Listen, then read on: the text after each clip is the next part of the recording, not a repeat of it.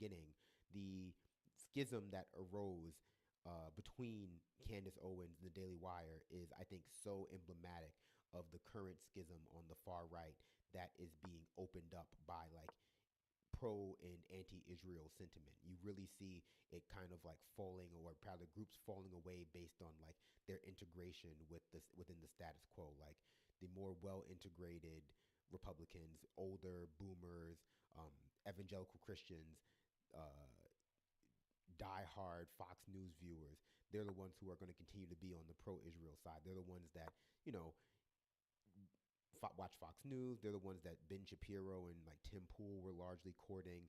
But Ben Shapiro and Tim Pool also tried to like bridge the gap between those types and then like your more hyper online incel, groiper like racists who aren't very well integrated within like the system and don't have the same kind of historical predilection towards being like pro-Zionist and are oftentimes just more explicitly neo-Nazi or subjected to explicitly neo-Nazi propaganda.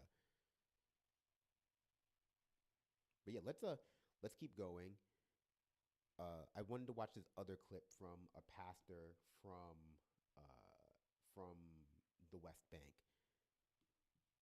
That is Mitri Rahib, a Palestinian pastor and theologian. He's the founder and president of Dar al-Kalima University in Bethlehem, and he's also the author of Decolonizing Palestine, the Land, the People, the Bible. Welcome to Al Jazeera. We thank you for your time, and a happy Easter to you. Thank you. Easter this year, of course, being marked once again, as you heard our correspondent say, in the shadows of the genocide that's unfolding in Gaza, as well as heavy restrictions across Palestinian territories for Christians who want to celebrate. As you reflect on Easter this year, what goes through your minds?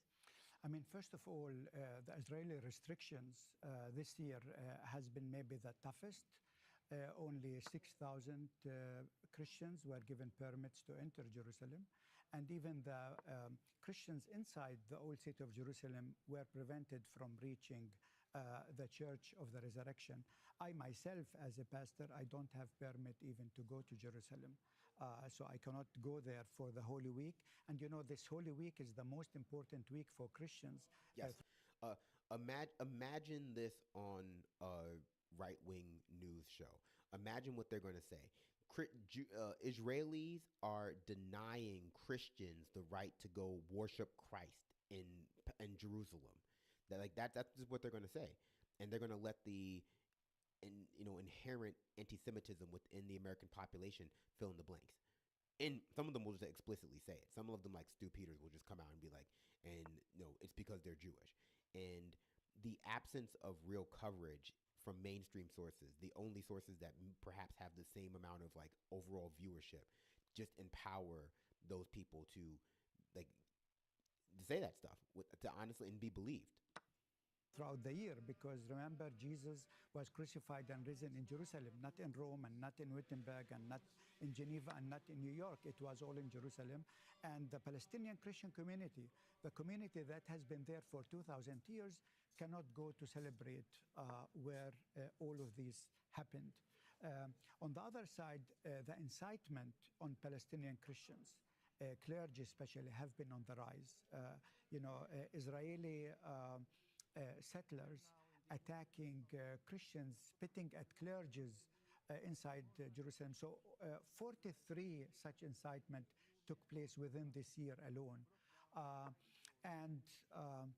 When we reflect on this Holy Week, on Good Friday, one of the verses that we read at church is about Jesus is like, he was like a lamb led to the slaughter.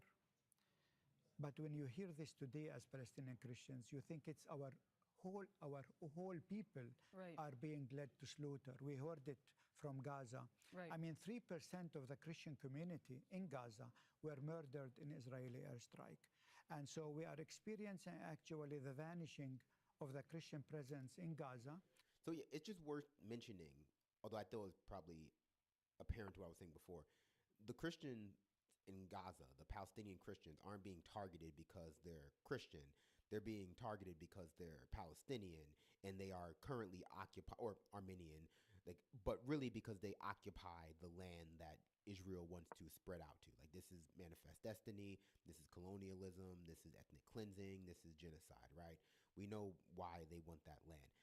they're being homogenized by Western media, either purposefully or by omission, um, because Western media is part of the complex propaganda web that exists to manufacture consent for stuff like this, right? For genocides, for neoconservatism, for colonialism, because they don't want people in the United States of America who largely identify as Christian to be able to identify. They want less of those people to be able to identify with the people who are currently being genocided. They don't want there to be you know, uh, come to Jesus moments for the American Christian community based on shared affinity with Palestinians, especially at times where, their Christianity is, or rather their feelings of Christianity might be heightened, like a holiday like Easter, or watching Christians being denied entrance to a church, or a church being blown up. That's because they don't want you to be able to identify. They don't want you to be able to empathize with Palestinian people. And Gaza used to be really a very important Christian hub Right. in the Middle East. So, what would you say? I mean, you were referring to the restrictions on freedom of movement a moment ago. I mean, Palestinian Christians are often described as quote unquote the living stones, right? With deep roots, maintaining a continuous presence, as you just said, for 2,000 years. In terms of the day-to-day challenges when it comes to the sustainability and the existence of the Christian community, what would you say are the biggest challenges? I mean, in Gaza, it's the ethnic cleansing for Right. sure, and making life in Gaza unlivable. In the West Bank, it's the settler colonization of the West Bank. It's taking the land and pushing the Palestinians in these small, like pantustans or reservations. And Bethlehem basically is one of these reservations. There are already over 900 checkpoints in the West Bank. So Bethlehem, the city where I come from, has already 54 checkpoints around it. So everywhere I want to go out of Bethlehem, I have to go through Israeli checkpoint. And sometimes we have to wait 4 hours, sometimes 4, 5 hours at these checkpoints being humiliated. And basically the idea is this is another way to push the native people, the Palestinians, out of Palestine. And what we see in Jerusalem actually is a Judaization of the city. So last week, Jewish settlers, because of the Pesach, the Jewish holiday, were allowed in 10,000s to flood the old city, while Christians were prevented from reaching to the church. Even the nuncios, which is the Vatican ambassador, imagine, the Holy See ambassador was prevented from entering to the old city. He had to stay there for several minutes until they let him in. The diplomats were humiliated at one of these checkpoints in the old city of Jerusalem. So we see actually how Israel wants to Judaize, to have Jerusalem just for one people and for one religion, basically pushing the Palestinians out and Christians and Muslims out of this very important city for our faith. Do you see it as the duty of all Christians around the world to speak up about the situation, of course, in Gaza, as well as what's happening in the occupied West Bank, even if it goes against what their government policy is? And do you see silence as complicity? Great question. Definitely. First of all, thanks God, there are many churches that are speaking up. I'm thinking even of churches in the United States that are bold to speak up. But there are many other churches who keep silent. And, there are a lot of reasons why. Some of those churches are just more explicitly evangelical in the model of like Jerry Falwell, of like Oral Roberts, and the particular type of American evangelical Christianity that those types of televangelists brought in, made popular in America, made popular to America. Not that they brought it in from anywhere. They're all Americans. You know what I mean? They popularized those types of Christianity, the big tent revival type of Christianity in America. They're just very explicitly pro-Zionist, right? They have like ties to Israeli organizations. There are obviously other large churches in America that just are more or less just like money organizations, like organizations that are intended to like raise large sums of money either to enrich shareholders or to enrich like the pastor, like the not liberation theology, prosperity gospel preachers, stuff like that. And so speaking on like political issues can just be a little bit of like a mixed bag of, and like, oh, we're gonna like make less in tithes this month. And then like I said, this kind of thing, like the Israeli attacks on the Christian population, it is also just effectively obscured within our media. You just don't really hear about this if you are a consumer of legacy media. You don't. I mean, what you hear about the genocide at all is a mixed bag. But things like this, the like stories that might complicate the narrative of Palestinians as all like dark Arab Muslims. Same thing they did for the Iraq War. Same thing they did for Afghanistan. So it's not unique to Israel. It's not unique to Israeli genocide. It's just the ways in which we manufacture consent for like global America's global terror campaign, homogenizing and problematizing people within regions. So like in that framework, it's easy to understand why you don't hear about this stuff.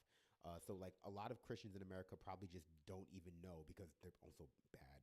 You know, they're bad at history and they're not really familiar with Christianity either. A lot of times, a lot of Christians probably just don't even know that they're Palestinian Christians. There are probably tons of Christians in America that don't even understand like the genealogy that Palestinian Christians in Palestine today have to like, you know, the original worshipers of Christ. Uh, some of that is just like broad ignorance, and some of that is enforced ignorance about Israel and about the Palestinian people. To be silent is complicity different. And again, this connects us to the biblical story of Good Friday. Because on Good Friday, it was the political elite and the religious elite actually who brought Jesus on the cross. And I see today how the political elite and religious elite, irrespective, by the way, if they are Christians or Muslims, are being silent when our people are being really slaughtered. And we continue to speak up because if there is a message of Easter Sunday, it's the disciples of Jesus uh, getting power to go and proclaim, to go and speak up, and to proclaim the you know the Jesus as the resurrected Lord. And so basically, this is what we hope, that churches will continue to speak up, will be bold, more bold in speaking up, because it will be really terrible if Christianity will cease to exist from Palestine, where it's all started. If the Holy Land will become something like a Christian theme park, where you have, you know, churches, ancient churches, but no living stone, as you said. Right. No people who proclaim the message of Easter. Okay, Pastor Mitri Raheb, thank you so much for joining us here on Satin Dawha. We It's a appreciate your pleasure time. to Thank be you. with you. Powerful stuff. So yeah, I mean, I think it's important to cover stories like this, obviously, just because they are just part of the tapestry of archiving the ongoing genocide of the Palestinian people by the Israeli government, by the Israeli army, by the Israeli people, by the United States government and people, um, and also in undoing the propaganda that has been trafficked by the United States and other Western countries about the region to more effectively sell endless war there as palatable to the people of the United States of America. And don't get me wrong, I'm not trying to say like if the people of the United States of America found out that they were Christian Palestinians that they would all suddenly become anti-genocide. But it would do something to disrupt the narrative of homogeneity of type of people, of religion, of people there that, you know, keeps Americans from not being able to see themselves, or rather being unable to see themselves in the plight of Palestinians by, you know, because of that like religion barrier, right? We know Americans have to like identify with people to feel bad, to like feel like they should do something about their plight. Take a moment here to go through the chat.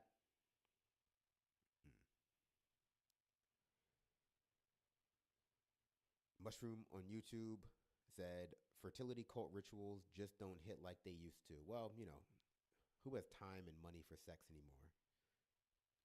Uh, Mushroom also says Jesus would have been targeted for just being an Arab if he was brought to the present. Yeah.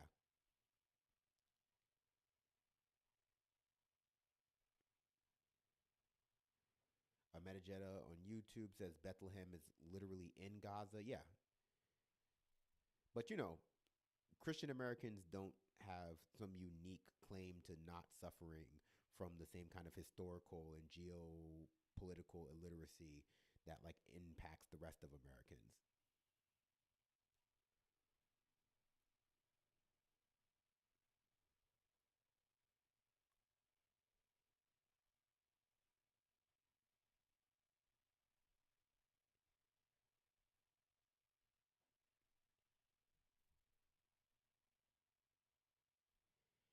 All right, all right.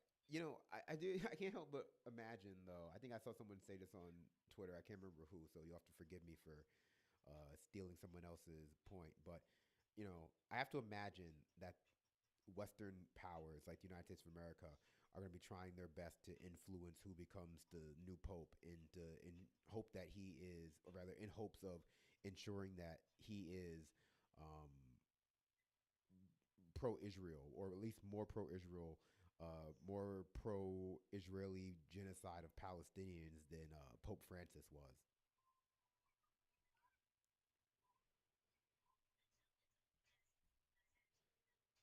So yeah, I'm gonna do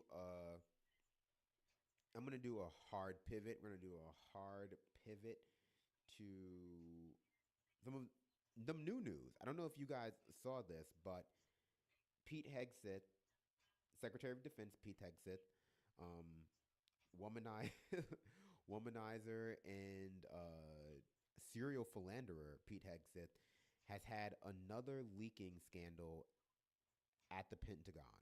Um, so I didn't get a chance to cover the first big leak scandal that occurred when Jeffrey Goldberg, one of the co-founders of The Atlantic, a terrible rag, but one of the co-founders of The Atlantic was accidentally included into a signal chat with a bunch of high-ranking members of the Trump administration, cabinet members, members of the military, discussing military plans to go and attack Houthis in Yemen. Um, I forget why I didn't cover. I think I think I was out of town for the week, so I didn't have many streams that week. We didn't cover it.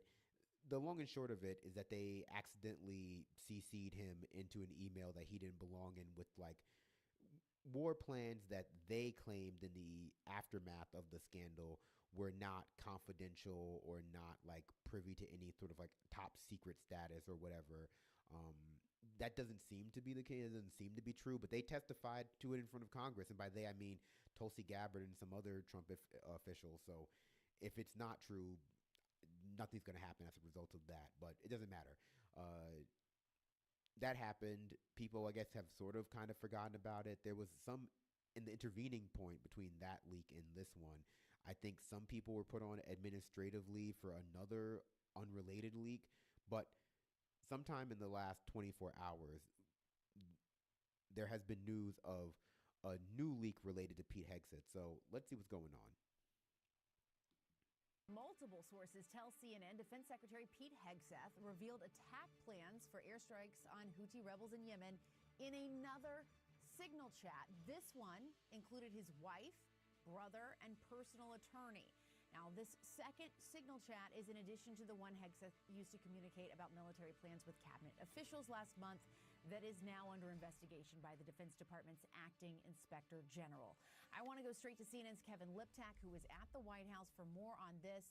Kevin, just like a never-ending gift to China, Pete Hegseth is. I guess the only person who wasn't CC'd was like his personal trainer, a guy he met at a juice bar one time. Like, just no OPSEC from Pete Hegseth. I love it. I love it. What are we learning about this?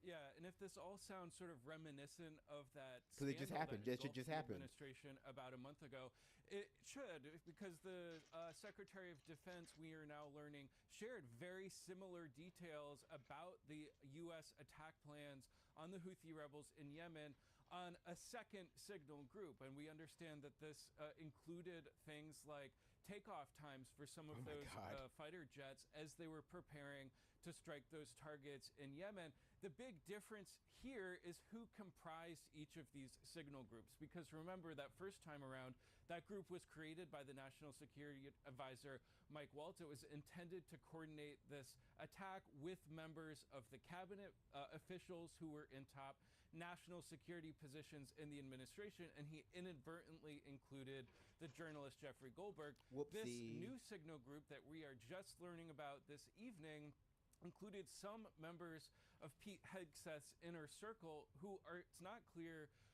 what reason they would have to have this information about the strikes that the U.S. was planning to carry out. It included his brother and his personal attorney. They both work at the Pentagon. It's not clear whether they have security clearance. How long do you think before Pete Hegseth accidentally group chats military plans to both his current wife and what I can only imagine is one of his current mistresses? I think that has to be on the horizon. It seems like he gets a little wasted and just starts chatting up about government secrets. It also included his wife, Jennifer, who has accompanied him previously in meetings with other foreign officials, which has raised some eyebrows among certain officials at the Pentagon. Now, as you mentioned, that original signal sort of snafu is now being investigated by the Inspector General at the Pentagon. It's not clear whether this latest revelation will be included in the review. That's smart. They can't convict you of one crime if you keep committing crimes. You can't. I don't know. I guess it might not be a crime to leak this, so I guess I shouldn't say crime. But you can't be held responsible for one leak if you never stop leaking. That's smart. Because they'll just always be investigating. There'll never be an end to the investigation because there's always a new leak that you're the center of. So I know Pete Hegseth has that kind of low intelligence. He's crafty. The Pentagon officially has not commented on these latest revelations, which I should note were first reported by the New York Times. But this does punctuate a period of chaos inside the Pentagon and inside the inner circle of Pete Hegseth. You'll remember just last week, senior officials who were in sort of his front office at the Pentagon were fired essentially for what officials described as a leak investigation. And this is all sort of drawing questions, including from some loyalists, some allies of Pete Hegseth, at how this chaos has been allowed to perpetuate. We just heard from John Ulyat, who until recently was Pete Hegseth's press secretary at the Pentagon. He says that it's been a month of total chaos at the Pentagon, from leaks of sensitive operational plans to mass firings. The dysfunction is now a major distraction for the president, who deserves better from his senior leadership. Ulyat goes on to say even strong backers of the secretary, like me, must admit the last month has been a full-blown meltdown at the Pentagon, and it's becoming a real problem for the administration. Part of the problem, of course, is that this is not sort of a quiet period for national security. You have Pete Hegseth making sort of preparations on the president's command, these designs on the Panama Canal. He was just there visiting earlier this month. You also have this buildup of U.S. assets in the Middle East in preparation for a potential Israeli strike on Iran. You also have tensions in Asia. So this is a fraught period for the Pentagon to be undergoing, this period of chaos. And certainly, I think now you'll hear from officials who are questioning whether Pete Hegseth. I think we are back. Sorry about that, folks. I don't know what caused that interruption. Let me know when it's back for you. Let me know when I am risen. We're back. Okay, Twitch is back. Let's wait and see when YouTube is back.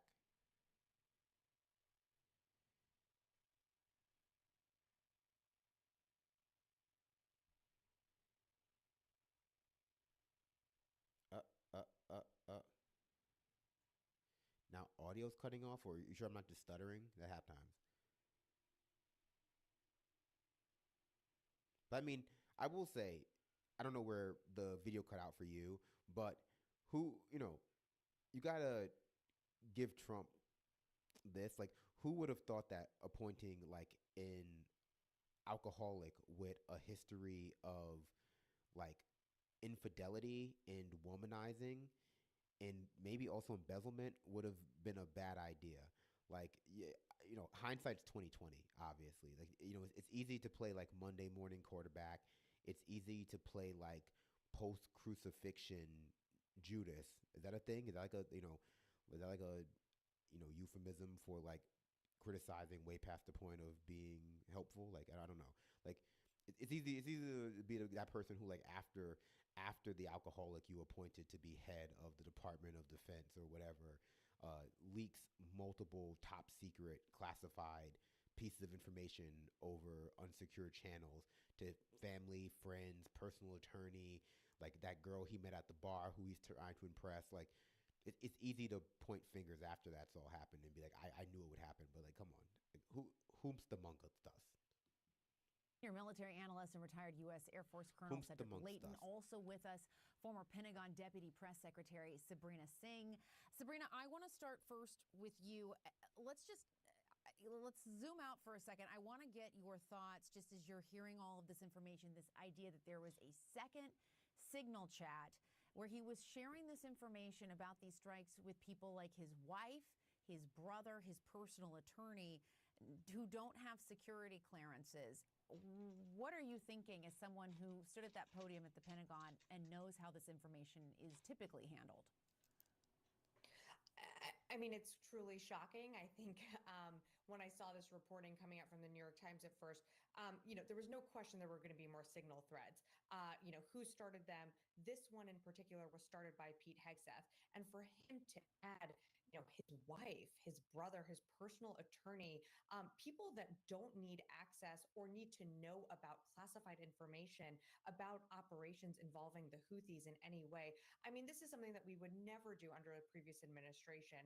And on top of that, putting these classified details into a commercial texting app like Signal, again, that puts our fighter pilots at risk. That was something I don't want to let that last a little bit. Just like go by without mention or addressing this idea that, because obviously she worked for the State Department, I think under Biden, or I mean she worked under Biden for, I think, the State Department is what they said.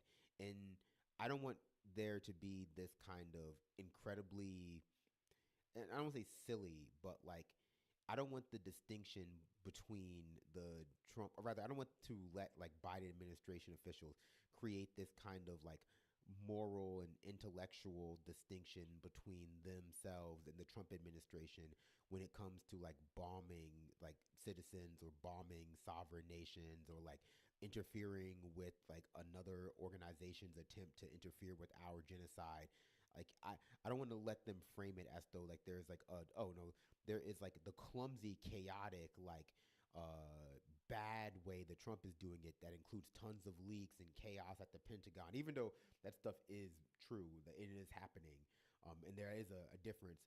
But like it's that's more of a scandalous difference that like our media will like hone in on so they can avoid, or they don't have to, or and they never will address like the underlying uh killing of civilians, the underlying genocide that the killing of civilians in Yemen is meant to support, that has been like happening across both administrations, Biden and Trump.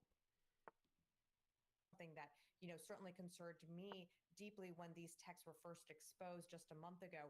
It's that same concern. It's putting the operation, those fighter pilots who are in the air about to conduct this operation, at risk with people that don't need to know this information. And Cedric, I want to go off what Sabrina's saying there from the military perspective. Again, just the potential for danger for our men and women in uniform. What kind of potential for danger is there if this information were to get leaked? Like stuff like that, like having the conversation. And I mean, it's legacy media, it's mainstream media. I know that this is what they have to care about, this is what they do care about.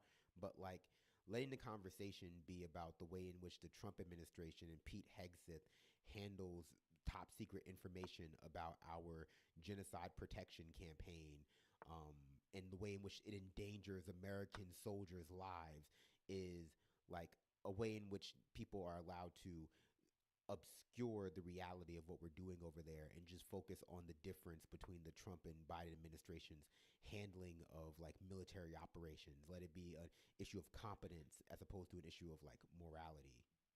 Or get into the wrong hands. Again, this is an In encrypted international app, law. but it is not a secure line. And in fact, his advisors had warned him that it wasn't a secure place to be sharing information like this. Yeah, that's right, Jessica. And Sabrina's exactly right. First of all, we look at the fighter pilots and all of the effort that goes into planning air operations of this type.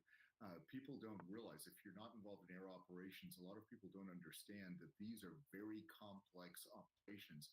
And there's a lot that can go wrong as you plan them. And one of the key things is when you actually plan these operations and you have specific things like time over target, the type of ordnance that's going to be dropped, the type of targets that you're going after, the exact target that you're going after, all of those kinds of things are absolutely essential elements of information. And those essential elements of information are exactly what makes these kinds of texts classified. And no matter what they will spin at this Pentagon, this stuff is classified, no doubt about it. And Jessica, this is the kind of thing that gets people in trouble. When the first signal chat scandal broke, we talked about the old World War II adage, loose lips sink ships. This is exactly the kind of thing that happens because signal chats can be intercepted by sophisticated adversaries like the Russians, like the Chinese. It's difficult for them to do so, but they've proven that they can do it in Ukraine. And it's the kind of thing that we have to guard against. And, these types of signal chats, even if they happen in the United States, in the DC area, you can bet that the Russians and the Chinese are working very hard to intercept them. And we know that the Chinese government has been trying to hack into a number of elected officials' phones, including, all the way up to the vice president and others. Sabrina, I want to go to the statement that we obtained, that CNN obtained from John Oliot, who was most recently Hegseth's press secretary, again, a role you're quite familiar with. And our colleagues, Natasha Bertrand, Jake Tapper, Haley Thomas, and Zachary Cohen, write in this piece that he said in the statement, it's been a month of total chaos at the Pentagon, from leaks of sensitive operational plans to mass firings. The dysfunction is now a major distraction for the president, who deserves better from his senior leadership. For his former press secretary, I don't know if the Trump administration deserves better. To be saying that, I think they're getting what they deserve, or rather, they're not getting what they deserve. What do you make of that? I mean, I have to agree. He's not wrong. We're nearly 100 days into this presidency, and it does seem that America and our military is less safe. I mean, from the signal threads America's that have definitely been less safe. now exposed to what you're seeing, Secretary Hegseth say about our allies and partners, to turning our back on Ukraine, to being willing to engage and get closer with countries like Russia and kind of, succumb to what Putin wants. Yeah, these last few months have been absolute chaos. And I think it really shows the incompetence of what we have, in Secretary Hegseth sitting at the top. We don't have qualified leadership. And this was something that, we were sort of sounding the alarm bells on when he was confirmed. And so you obviously we don't have qualified leadership who will blow up civilian infrastructure with civilians in it without texting his wife anymore. Want the best, but he's fired all of his senior members around him, and so you're seeing the chaos kind of unfold, not just in the text threads, but being played out on the world stage. And that, of course, is so dangerous, not just in sending a members to our allies, but really sending a message to our adversaries as well. Do you think Hegseth is on his way out? Do you think that he's like going to be the next to go? I mean, there are a lot of Trump administration figures you could kind of ask that question about. Like, obviously, Elon is the main one, but it seems like there are just a lot of scandals going on around Hegseth that you can't really frame as being, a hate campaign or being like led by the left or any way. Like, Elon at least has the plausible deniability of being so personally odious that a lot of people just do hate him. Just do hate him. But like Hegseth's fuck ups just seem so, I don't know, big and like rooted in legitimacy. I don't know how you say it. Like they're just the kind of things that the mainstream media have no problem focusing on for the reasons that I said, which is that like, it allows them to paint this contrast between the Biden administration and the Trump administration that is based on like competency, even if the competency is about like, blowing up civilian infrastructure, like I mentioned before. Like, so it just feels like Hegseth. You hear about him a lot, is what I mean. Funkhouse on Twitch says if he keeps stepping in shit for sure. Like, I mean, how much shit does he have to step in, right? Like, I just mean Hegseth also doesn't really bring a lot to the table. Like, Hegseth is just like you know, he is aesthetically what Trump likes. Like, he's tall, he's like a white guy, he has that slick back hair. Like, he was a Fox News host who spoke very highly of Trump. Like, he's like a Trump guy. Those are the main things that Hegseth brings to the table. Where like Elon at least has like tons of money. So I don't know. I think maybe Hegseth is going to be on his way out. There's only so much failure you can accept. Wolf Awake on Twitch says Hegseth just needs to last long enough to get a parachute into some defense company board position. Yeah, I mean, but like if he fucks up at the Pentagon that badly, like will he still be able to get that? Right? Because I feel like those board positions. I mean, I guess once you have that like level of power, once you're Secretary of Defense, like you just always have that stink on you, and so you can definitely, you can definitely finagle your way into a board position, a cushy job at like Lockheed Martin or whatever, just based on that.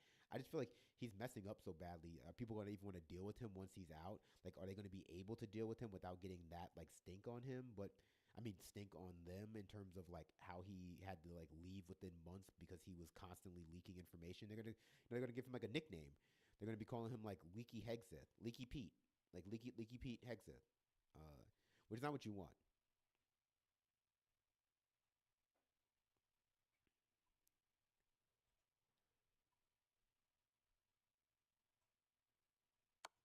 Dempira on YouTube says Trump is overdue for a high profile firing. That's what it feels like to me. Like it feels like he's overdue for firing. Maybe because of the expectations that he has engendered in me, based on how he comported himself during his first term. But like, yeah, I'm just it hasn't even, like has it been 100 days yet? I can never remember. I feel like it's close to 100 days. Either it's just past 100 or it's just under 100 days. I feel like was just expecting more firings. We had Vivek a while ago because he said that like white Americans were low IQ because they worshipped Corey on Boy Meets World too much. It was very that was a very funny firing, but we haven't had a big one since then.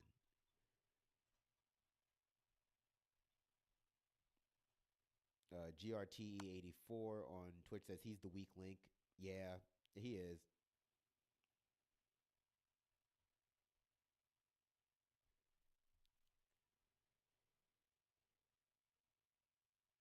Seth Evans on YouTube says pissed peak. Works on multiple levels. It does. Yeah, they're calling them whiskey leaks. That was funny.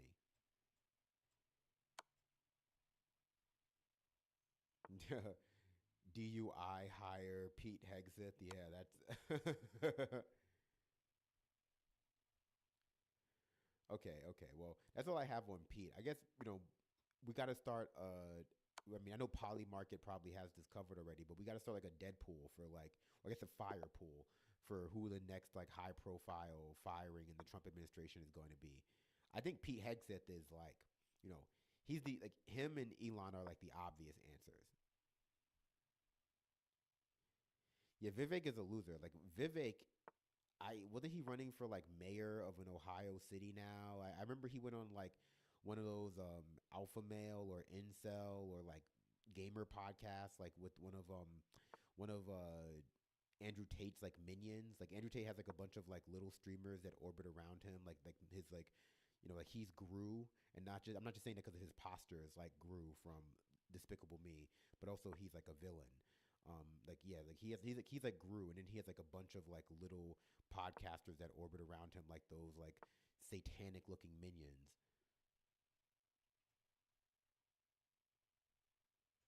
But yeah, Vivek was on one of those podcasts, and then he was gonna run for like governor of Ohio or like a House seat in Ohio. It was like a whole thing. I haven't heard a lot about that recently.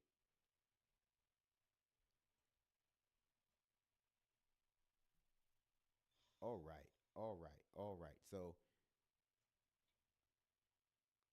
we didn't get a chance to talk about this as it happened, right? Because we were too busy talking about, I want to say whether or not Jesus was an alien, or it might have been Mandela effect, but we do we should catch up on the ongoing saga of the Trump administration's deportation strategy, as well as the ongoing case of Kilmar Garcia Albrego. I got that out of order. Um, but we didn't get a chance to talk. What I was going to say, we didn't get a chance to talk about Van Hollen's trip down to Kilmar Albrego Garcia. Wow, sorry, I get that name all mixed up, right? We didn't get a chance to talk about Van Hollen's trip, the senator from Maryland's trip down to El Salvador to meet with Albrego Garcia. So Senator Van Hollen was on Face the Nation.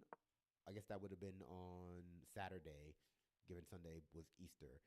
So I thought we would start with this to see what he said about the trip. Is most, I think, recent instance of him speaking about it.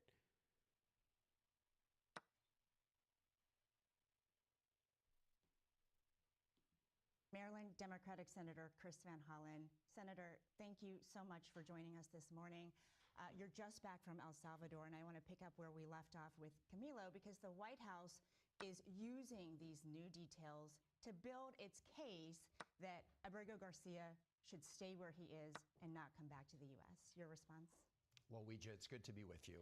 Well, just for the sake of context, in case Van Hollen doesn't bring it up, these details that she's referring to, the details she's referring to, you might have seen.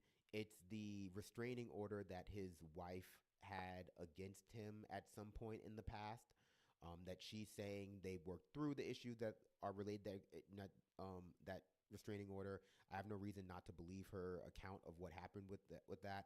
And then also, I'm not sure if this video is taking place before this or after this occurred, but in case it's taking place after, Trump himself saying that Albrego Garcia had MS-13 tattoos on his finger. Something that I guess we could delve a little bit more into. I think it's kind of laughable, but we can look more into that as well if they bring it up or if they don't bring it up. But yeah, so those are the details. And the Trump administration is trying to bring up those details. They're trying to essentially try Abrego Garcia in the court of public approval after they refused to try him in the court, right? Even if they want to paint him as a wife, wife beater, they want to paint him as a gang member, they want to paint him as being guilty of all these crimes. But you know how we decide whether someone is guilty of crimes? Due process. That's what the whole argument is about. If he is actually guilty of these crimes, he's still afforded his right to due process, right? They want to try him in the court of public approval, or court of public opinion, because they have already lost the case in the court of courts, in judicial court. So they're just hoping that if enough people in the public believe something, then they'll stop agitating for the Supreme Court ruling to bring him back, to be interpreted as an order to bring him back, as opposed to the way they want to interpret it, as an order to facilitate bringing him back non-committally, right? And we'll talk more about the Supreme Court order as we go, further on down this topic. His case is, of course, separate than the case of the Venezuelans that you were talking about earlier. Yes. And in Abrego Garcia's case, the Trump administration admitted in federal court that he'd been wrongfully abducted and sent to... That's exactly right. All of those things, the wife beating or the accused wife beating, the gang member stuff, that's all a red herring. That's all distraction from what is the core of this. That's all meant to get whatever groups they can get domestically to just not care about this, to not care about it, as opposed to care about it. A prison in El Salvador. But rather than fixing the problem, as the Supreme Court has said, in terms of his need to use their efforts to facilitate his release, they reprimanded the lawyer who made that case. So they need to bring him home. Now, with respect to these other facts, I say put up or shut up in court. As you just heard in your last conversation, They have not done that. And I do want to just read one sentence from the federal district court, who said, and I quote, that the administration has presented no evidence linking Abrego Garcia to MS-13 or to any other terrorist activity, unquote. Go to court, stop tweeting, and put up or shut up in front of the judges. You bring that up because that is why the administration says that they have deported Abrego Garcia. And you have previously said that when you talked to him, he was not informed about why he was deported or detained. Did you tell him why the administration says they did what they did? I did not go over all the facts of this case, other than to say that the courts of the United States had determined that. Yeah, and apparently, I don't know if you guys were aware of this as well. You can kind of see it past my screen there, but they photoshopped in, or AI added in, like this cherry garnished like drink glass here to make it seem like they were having margaritas. Now, you can tell, even like if this glass existed on the table, you can tell this is not a margarita. It's not the color of a margarita. It's not the color of really any mixed drink, unless they were drinking like pure ouzo with like salt around the rim and like a cherry garnish, which would be its own kind of punishment, I would have to imagine. But these photos are photoshopped in, presumably to make it seem as though the prison that he's being kept at, CCOT, the torture camp, I would say accurate to its reality to call a concentration camp, is actually like a resort where you can maybe get margaritas. Like, that's what I have to imagine the rationale behind like adding this clearly fake margarita cocktail is. Like, oh, you hear how bad, like, you hear the Dems crowing about, you hear like the leftists and libs crowing about how bad our concentration camp is, then how come you can get margaritas there? Unfortunately, you'd have to be incredibly stupid to fall for this, and that's partially because they've already admitted that it's like a terrible place to be. That's part of their their campaign, like they're bragging about. They're bragging that it's like a terrible place to be. So it's kind of, the addition of the margarita is incredibly lazy propaganda to make people think that, like, again, everyone is just overreacting. Dems are just overreacting. He's at a nice little resort, because there is a subsection of the population who will just want to believe that. But I think it's incredibly silly. This seems like the kind of propaganda campaign that you would have to like outsource your propaganda to an Israeli company to come up with in 2025. He'd been wrongfully detained and deported. He has no news of his case. He did tell me that when he was taken to the Baltimore detention facility, he wanted to make one phone call to let people. Oh, okay. So someone is saying it's not Photoshop. They actually just put 2 glasses of water with salt garnished rims and cherries on the table. I don't think that it really matters how the glasses were added, whether they were there in real life or whether they were there via Photoshop, or post event photo tampering. It's clear that it's part of like a campaign or an attempt to make it seem as though the conditions that Garcia is being kept in are like nicer than the left or liberals or critics of Trump's immigration policy are describing. But all the other images make it very clear that that is not the case, right? And again, they're open about it. They just want you to they just want to give ammunition to the people who are going to defend it no matter what, to frame it that way, even if it contradicts everything else they've shared about the prison. Like, you'd have to be incredibly stupid to fall for that, or like looking to be dishonest. Know exactly what was happening in terms of his detention there, and he was not able to make it. He did not know at that time that they were going to send him back to El Salvador, where, as you say, a federal immigration judge had prohibited the administration from sending him. You also said that you did not directly ask Abrego Garcia whether he is a member of MS-13, which of course the Trump administration has designated as a terrorist group. I wonder why, because that is all we are hearing from the White House. And, he hasn't been able to speak for himself. So did you ask him? Well, I know his answer. His answer he has made repeatedly, including in court, which is that he is not. I was not there to litigate all the details of his case. I was there to make sure that he was still alive. Exactly.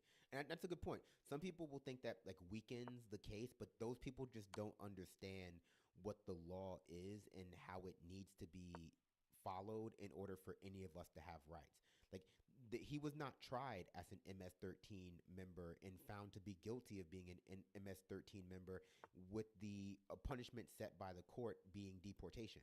In fact, he had a stay of deportation order. It does not matter if he's in MS-13 actually. Like that's just the case. Like gang members also are afforded due process. This is just a failure, or not a failure, because it's cultivated in the American population, but it is and still a failure of theirs to have any kind of like critical empathy, to understand that like, okay, just because someone is accused of a crime or even guilty of a crime doesn't mean they shouldn't be afforded a certain measure of like their constitutional rights, because that's key to me having mine, if nothing else, but also because they're human rights. So like him being an MS-13 member, him being guilty or accused or even suspected of domestic violence, those are all red herrings.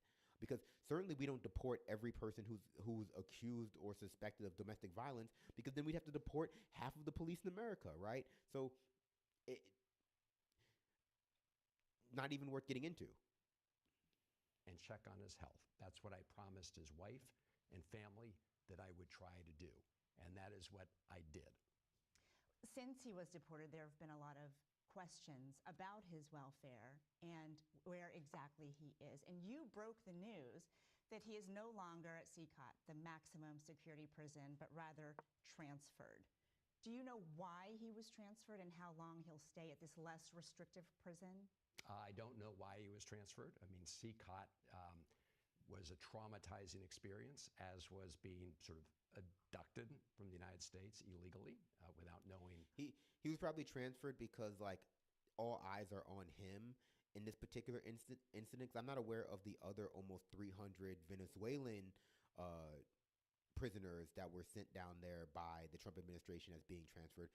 A lot of people have like seemingly forgotten about those people. Not that, this case isn't also important, but like, yeah, like this is just because a lot of people are focusing on this one, and the Trump administration is desperate to use this case and being able to keep him there as like the framework for expanding their deportation regime. Their increasingly fascistic deportation regime hinges on their ability to keep Albrego Garcia in the other prisoners down in El Salvador. And the moment like they actually have to follow through with the Supreme Court justice's ruling that he be brought back, like not just facilitated brought back, but brought back, then then like their whole plan kind of falls apart, because that's what this all is about. This is about finding ways to expand the deportation regime. This is about finding ways to expand who you can deport, and ultimately that is just a more specific way of abstracting the larger goal, which is to find ways to directly imprison and directly integrate people into the carceral state by nature of like their freedom of speech or opposing whatever government policy they happen to be opposing at the either by nature of what they're doing activism wise or just their identity. This is all test cases. The Trump administration is just testing the different ways in which it might expand its powers to detain people on American soil. Undocumented migrants, documented migrants, asylum seekers, green card holders, legal residents, naturalized citizens. They want the whole shebang, and so they're playing at this from a lot of different angles. They're shopping for excuses and reasons, and so they're just hoping that if they can improve the perception amongst the American people, if they can improve the perception amongst the American people of the conditions that Albrego Garcia is being kept in, as well as denigrate his name in the minds of American people, then like the call amongst the American people for him to be brought back, for the Supreme Court's ruling to be interpreted a very specific way, which is that you need to bring him back, will just go away. And then the Supreme Court won't like be like breathing down the Trump administration's neck to actually bring him back. They'll just accept that, like, okay, well, you facilitated it. That's what I would imagine they're hoping for. And so, like this, moving him to a less restrictive prison, in my opinion, is just part of that process. Why? He did say that he felt threatened by other prisoners at CCOT, not those who were in his immediate cell, but taunts from others. So he is now at a place in Santa Ana, and I believe I was the first to learn that he'd been transferred. I want to show our viewers some pictures that the president of El Salvador, Bukele, posted showing you and Abrego Garcia sitting around what appears to be margaritas. You have blamed so they're going to explain it here. Him for trying to deceive people with props. After he posted those images, he also posted, quote, "I love chess." Do you have any concerns that the Salvadoran government used you as a pawn to make their point that Abrego Garcia is doing well and that he should stay where he is? No, in fact, the El Salvadorian government tried really hard not to let me see him, but I think they realized that that was not a good look at the end of the day. I had press conferences in El Salvador with local press and made the point that El Salvador was violating international law by not allowing anyone to reach him, not his wife, not his lawyers, nobody. They realized that was a bad look. So I'm glad I met him. That was the purpose of my visit. They go to great lengths to deceive people. Yeah. And that's what you saw, because they got these government guys essentially told the waiters to bring these drinks that appear to look like margaritas to the table. No one touched them. I can go into the details about how their whole scheme was set up. But the reality is, if you look at the photos when I first sat down and the ones at the end, you can see that that was all staged. They're trying to create the impression that, this is a guy in paradise, when in fact he's been in one of the most notorious prisons in the world. Well, the Trump administration has made... And good for this guy, good for Van Hollen for going down there. Actually going down there to bring attention to the issue that even if some people think that Trump administration is bulletproof on immigration, largely because Democrats have been feeding into the same narrative that the Republican Party traffics into, gin up that perception. But like going down there and using your platform, the attention that you can garner as a United States senator to bring attention to an actually important issue that is going to actually meaningfully impact the lives of American citizens, even if they don't fully understand how or why, is exactly what more Democrats should be doing about a variety of issues, as opposed to just like conceding before they even try that since the consensus is one way, the consensus can't ever be made anything different. So good for him, because I think I said in the majority report, even if Americans think the Trump administration is good on immigration, even if the Americans think this is good, the Democratic Party politicians should know better, and they should use their position to inform the people of what's going on, not just accept that things that are the way they are now can't ever be changed. But believing that, accepting that, is how they justify the constant ever rightward shift to their voters and probably to themselves. But this is an example of how you can use your position as a Democratic Party politician. You can garner attention for yourself by nature of your status to shape the conversation, not just react to it. You can be shaping. You can be a positive, an active positive force in how people think about this issue, as opposed to just letting it happen to you. Abundantly clear. Yeah, I don't know why they didn't just put actual margaritas down on the table. Did they think that they were you have to understand, Bukele is just a online troll fascist type, a crypto scammer type who happens to have been able to elevate himself to be the president of a actual country.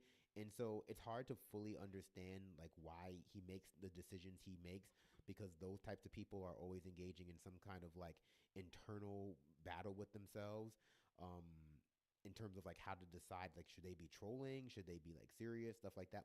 So I don't understand what specifically was the motivation behind not putting actual drinks in front of them. But I guess you can just tell if they're water. You can just tell if they're not a cocktail. I don't understand why you wouldn't at least have it be, you know how when they want you to think they're drinking wine in a movie, they like it's almost like they wanted the kind of plausible deniability that like right wingers think they have online when they play like really stupid about things that everyone else who's not playing stupid about can immediately both see through and also see that they're playing stupid on. Like it's almost like they thought that if they put down glasses of water with like salt around the rim and a cherry garnish on it, when they get accused of like what Van Hollen is accusing them of, which is like trying to paint his like Albrego Garcia's time in El Salvador as being like he's on a resort, like he's in paradise, he's like surrounded by hula girls, like that. When people accuse him of that, he like, what do you mean? Like we just put water on the table. That was just water. Like what do you mean? Like what are you trying to say? Like there was no alcohol in that. Like why would you accuse us of that? Like things that like, you know, if you're being honest, you can see through. But like they might think it provides them with a little bit more like plausible deniability. They think they're being like clever about that probably. Where, you know, if you really wanted to paint the picture, you would just have it be like cranberry juice, right? Like something a little bit cloudy or colorful. They have no intention of bringing him back to the United States. And in fact, the official White House account posted a picture that says exactly that based on their own edits. Is it fair to say that Abrego Garcia will remain in El Salvador as long as Trump is president or unless Trump changes his mind? No, because the Supreme Court of the United States and the other courts have said that the administration has to facilitate his return. Not to interrupt a bunch of times, but this part is important. So I'm going to let him finish, and I'll guess I won't interrupt. I'll let him finish, and I'll say my part. Right now, they are in defiance of that court order. They're not doing anything. I want to be really clear. This is not a case about just one man whose constitutional rights are being ignored and disrespected. Because when you trample on the constitutional rights of one man, as the courts have all said is happening in this case, you threaten the constitutional rights of every American. I would think that conservatives and libertarians would recoil at the idea that someone has lost his liberty without due process. That's my focus. My focus is not on one man. It's on making sure one man's rights are secured so that we can uphold the rule of law. Senator Van Hollen, thank you. We hope to see you back soon. Thank Happy you. Easter. Yeah, so I guess that was yesterday. So it was on the Sunday show. I know Face the Nation is a Sunday show. I just wasn't sure if it was moved to Saturday because Sunday was Easter, but it sounds like it was Easter.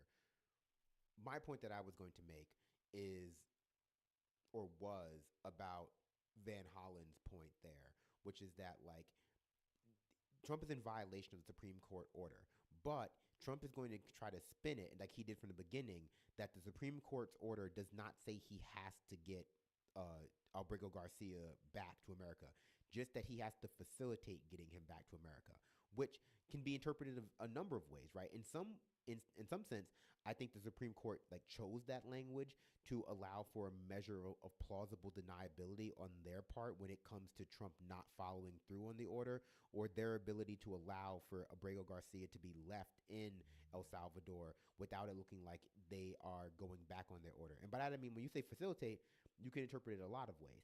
And what Van Hollen is doing here is key to ensuring that the people, that everyone in America and the Democratic Party as well, are, you know, agitating for it to be interpreted the way that it should be interpreted. Like he needs to be brought home, so that the Trump administration cannot do what they're trying to do, or at least they won't succeed in what they're trying to do, which is to frame the interpretation as like, oh, we just have to kind of help sort of get him back, and if we can't, then we can't do it. Like what Van Hollen is doing is key to ensuring that like people continue to interpret it one way, so that the Supreme Court, if they decide to not let Trump bring Albrego Garcia home, are going to be known to be in stark opposition to their ruling, that they're going to be seen as having backed down. Because what the Supreme Court is doing now, like at least the Republican members of the Supreme Court, the conservative justices, right? I can't say Republican members because they're supposedly nonpartisan, but the Republican-aligned conservative justices, they are hoping that they can maintain their legitimacy throughout the Trump administration. I've said it before and I'll say it again. every conservative aligned politician, every conservative aligned justice, every conservative aligned media, they forget what Trump being in power is like sometimes until he's back in power. But we have to remember that like Trump wasn't even the Republican establishment's choice to be president again. He wasn't their choice in 2016, and he definitely wasn't what they really wanted in 2024 either.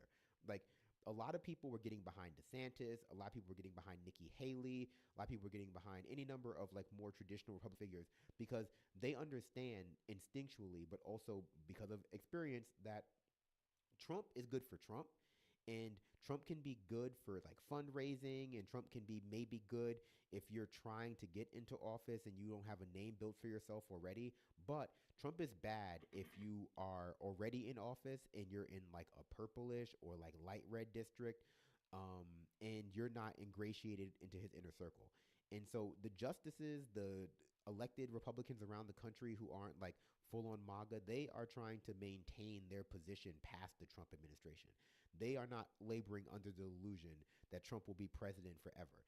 They understand that there will be life after Trump, and they want to maintain their legitimacy past that point. And so the Supreme Court justice the conservative Supreme Court justices allowing Trump to run roughshod over their power, their legitimacy over these next 4 years is a dangerous proposition for their continuing legitimacy past the Trump administration. Because if they can't make him follow orders, then in the minds of the people, they're just as good as gone. And if that's the case, why would any president ever follow their orders again? Why would we even have a Supreme Court? Why wouldn't we pack the court? Like what? All these questions arise and become amplified in a atmosphere where Trump is allowed to completely ignore the Supreme Court. And so making sure that it's known by the Supreme Court and by society at large that it will be viewed that way is important to actually getting it to be enacted and interpreted that way, both by Trump and the Supreme Court, because they will pretend if there's not enough agitation that Trump is following their orders, because that allows them to have their cake and eat it too.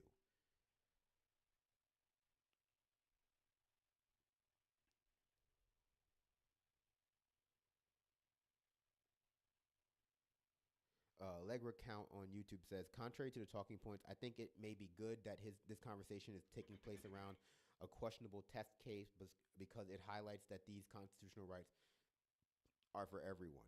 Yeah, I mean, I guess the test case was always going to be questionable, right? Because they are starting with people who are inherently questionable, right? At least in the minds of the vast majority of Americans. They're starting with undocumented immigrants.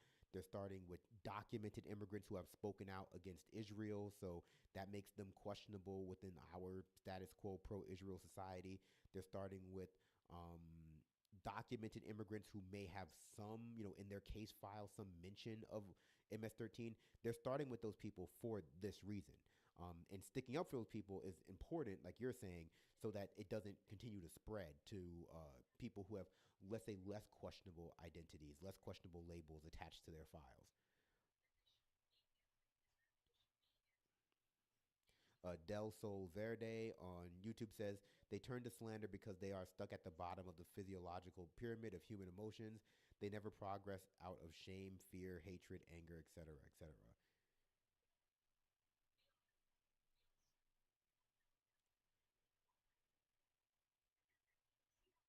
Metagetta on YouTube says, someone suggested that, see how they represent the ongoing battle. See how they represent the ongoing battle. Traveled to El Salvador with one goal: to meet the man wrongly deported and imprisoned by Donald Trump. Senator Chris Van Hollen posted an image of himself with Kilmar Armando Abrego Garcia, a man now at the center of not just a debate about immigration, but a constitutional crisis. He was illegally abducted from the United States and charged with no crime. Garcia had been living in Maryland, a Salvadoran father who admits entering the US illegally more than a decade ago. But a judge in 2019 ruled that he could not be deported back to El Salvador because his life might be in danger there. And yet he was deported, along with many others, in March and sent to the notorious Seacop prison. The Trump administration has admitted this was an administrative error. The Supreme Court ruled that the White House must facilitate his release, but the US government said that was up to El Salvador and their president, seated alongside Donald Trump earlier this week, refused to do that. How can I return him to the United States? Like, I smuggle him into the United States, or what do I do? Of course, I'm not going to do it. So I don't have the power to return him to the United States. And so Senator Van Hollen traveled to El Salvador to... I will say that seems even less likely now that we have seen him be removed from CCOT, right? Because that was part of the conversation too, that like CCOT was just a place where they, you know, by nature of how it is, they might have a hard time getting him out practically. But now that he's been transferred, we see that's not the case, right? Obviously, you had to have some ability to find him within that prison to transfer him. So why can't the president get him out, right? Like, they're just lying, obviously, but like their lies have become unraveled so quickly now. Trying to find out what was happening to Mr. Garcia. And these soldiers were ordered to prevent us from going any farther from this. Initially being refused entry into the prison before finally sitting down with him yesterday. For the senator, this is a test of whether the courts can stand their ground. We need to make sure that the court system works and due process works, because if you take it away for any individual, it's a very short road to taking it away for every American. And yet the Salvadoran president, who posted these images, said that now Garcia has been confirmed healthy, he gets the honor of staying in El Salvador's custody. President Bukele and the Trump administration are still claiming that he's so a member desperate. of the MS-13. But Bukele is so desperate for clout. He's so desperate for attention online. It's, you know, I don't want to make like aesthetic judgments about fascists, right? Because like I sometimes think that's like it's so superficial, right? Like I was saying about, you know, making the distinction between Hegseth's leaky Pentagon bombing civilian infrastructure versus Joe Biden's like more professional bombing campaigns is like a distraction. It's something for like people who get really involved in partisan politics to like salivate over. But like it is annoying how many of the fascists nowadays are just like online clout tyrant, like, you know, types. Like people who are just like clearly looking to impress like 14-year-old like Twitch addicts online. Like it's distasteful. In gang, something Mr. Garcia's lawyers deny. And a US appeals court judge issued a stinging rebuke of the White House yesterday, stating that the government is asserting a right to stash away residents of this country in foreign prisons without the semblance of due process that is the foundation of our constitutional order. This man is a very violent person, and they want this man to be brought back into our country where he can be free. But the president doubled down today, alleging Mr. Garcia is a criminal and setting up the question, what happens if the Trump administration constantly ignores the courts? We are in an ongoing constitutional crisis that is going to be ongoing for as long as Donald Trump is in office. And the Trump administration does not want Kilmar Garcia back here giving interviews. He has become a person who is borne witness to what I believe are fundamental crimes against democracy, due process, civil liberties, and human rights. I was elected to get rid of those criminals. I mean, technically, we've all borne witness to that stuff.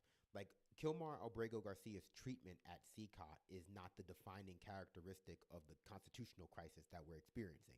It's his abduction on the streets of the United States of America without due process. Without due process, his extradition, his expulsion to El Salvador, where he had a specific permanent stay of deportation granted to him by the American court system. That's the important part. Like, where he ended up is in some ways just the cherry on top. To get him out of our country. And I don't see how judges can take that authority away from a president. And so while this is the story of one man... Honestly, if he were really that violent, we would be hearing about it in signal chats from Pete Hegseth. Like, he would be leaking that information to his wife in Gardner via signal chat, and we would have knowledge of it that way. So like without that type of like backdoor confirmation, I just don't believe it. And still wrongly trapped in El Salvador. It is also a larger battle over the future of the republic under the second... That Channel 4 was BBC. What I mean it just is British public broadcasting. But yeah, like the Abrego Garcia case is just one of the cases we have to keep our eyes on, because it is part of the Trump administration's test cases for one of the test cases that they're using for how they will eventually be trying to not just deport, not just expel undocumented or documented migrants in America, but how they will be eventually jailing Americans in America or in CCOT or in one of our black sites. This is all part of like ebbing away slowly at our civil and human rights that we are guaranteed under the Constitution.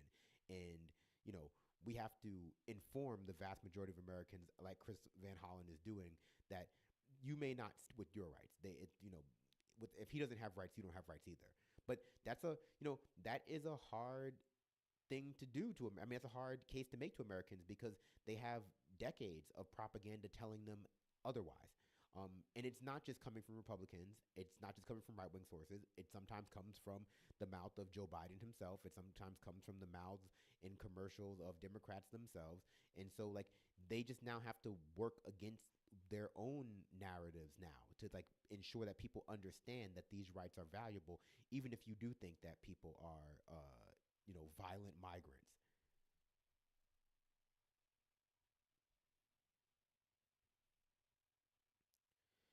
Mr. Fantasy on YouTube says, I think Van Hollen knows that if this stands, there's nothing preventing Trump from sending congresspersons to CCOT.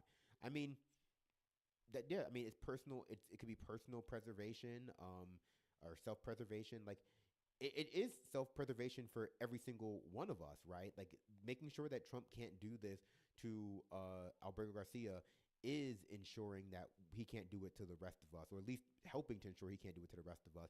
It's just a large portion of Americans just do not see it that way. They've been taught not to see it that way.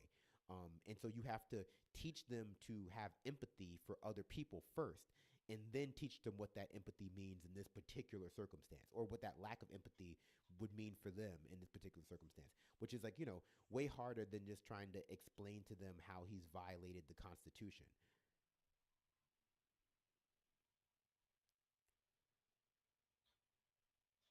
Del Sol Verde on YouTube says, why aren't the Democrats more like a group or team to back up each other's efforts? Because it's a big tent party and they're all beholden to the same special interest groups that a lot of Republicans are, and then specific ones to them. And so they just don't demand the kind of like group loyalty that Republicans seem to demand. And a lot of that is just because it allows for there to be more plausible deniability when, if, for example, all Democrats were to stand for something, they might actually be able to achieve it. If you show that you can get them to do that consistently, more people might ask, like, well, why didn't you do it for like the child tax credit, or why didn't you do it for like a public option in 2008 to 2010? Like, so letting the Democrats kind of run around acephalous is key to maintaining the narrative that there's nothing that you can really do to stop like one or two senators from peeling off. Nothing you can do to stop Joe Manchin from peeling off. Nothing you can do to stop John Fetterman and Kirsten Sinema from peeling off. And then also, Democratic Party just doesn't have that kind of like, honestly, like they just don't organize themselves that way.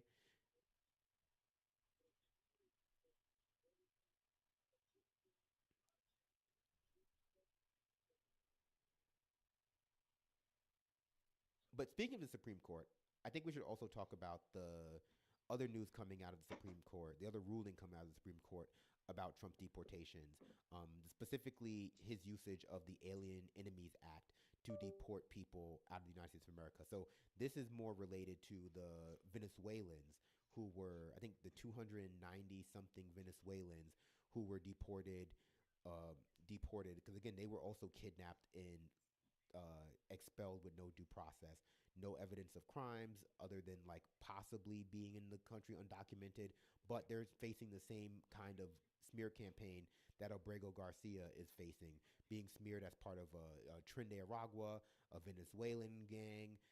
It's the same story, but a different subject. But the Supreme Court has ruled on that as well. So let's get updated on that. Today, Elon Musk was seen at a golf course in Virginia with President Trump just hours after a rare overnight ruling from the Supreme Court. In a 7-2 decision, justices temporarily blocked the deportation of Venezuelan men held by immigration officials in North Texas. CBS's Willie James Enman is at the White House with the details. Good evening, Willie James. Good evening to you, Jerika. The Supreme Court's temporary ruling is the latest episode in a battle over immigration and the Trump administration's use of an 18th century wartime law to deport migrants. This weekend, the U.S. Supreme Court blocked the Trump administration from carrying out deportations of alleged gang members and migrants from a detention center in northern Texas. Lee Gallant, the lead attorney for the ACLU, which sued to stop the deportations, said in a statement, "These men were in imminent danger of spending their lives in a horrific foreign prison without ever having had a chance to go to court." The High Court's decision is part of the latest legal challenge involving the Trump administration's use of the Alien Enemies Act. The authority was used to deport hundreds of migrants, including Kilmar Abrego Garcia, to the notorious Secot prison in El Salvador. The president criticized Abrego Garcia on Friday. Is an illegal alien MS-13 gang member and foreign terrorist. This comes out of the State Department and very legitimate sources. The Department of Homeland Security has admitted Abrego Garcia was deported by mistake, and his family says he is not a gang member. Oh, shit.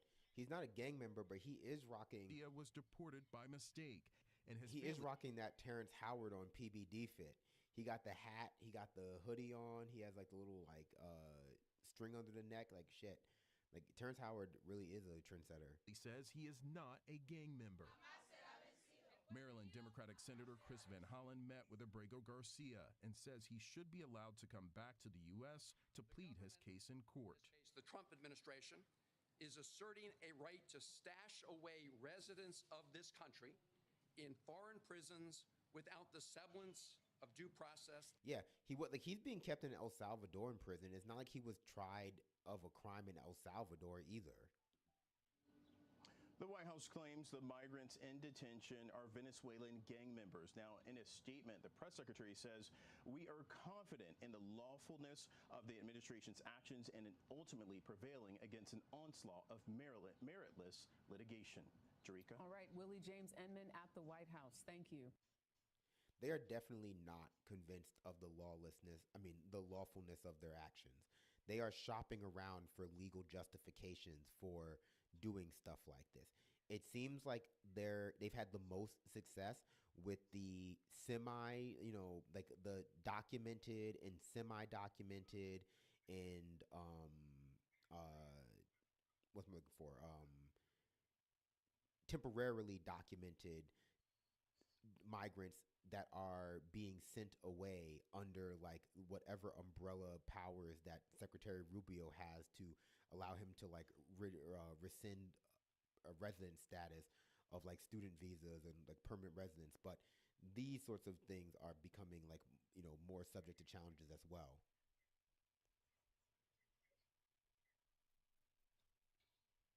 Oh yeah, this is part of the the propaganda that the Trump administration is releasing about Abrego Garcia, the tattoos.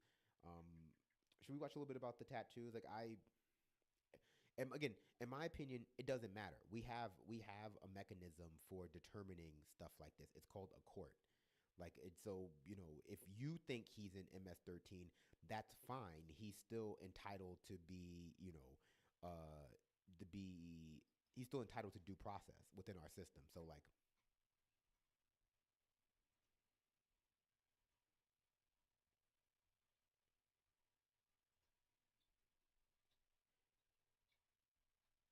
what's a good one? What's a good one to watch about what the New York Post have to say about their right-wing rag? Claim the marijuana leaves. This is because this is also not just about undocumented immigrants and documented migrants, Latinos, in the way that they are portrayed in our media, the way they're homogenized, just like members of the Middle East are. Populations in the Middle East are homogenized as being all terrorist or being all Muslim or being all Arab. Like the homogenization of your enemy as to make them seem less human and more demonic or more just one big threat is a core part of any dehumanization campaign that an imperialist state will engage in, even when that population is a troublesome population at home. And so homogenizing every Latino person as undocumented and homogenizing every undocumented person as a criminal is another example of that. But we also have to talk about the ways in which we dehumanize criminals and those accused of crime within our society. And they all get homogenized as being like violent criminals, like of terrorists, right?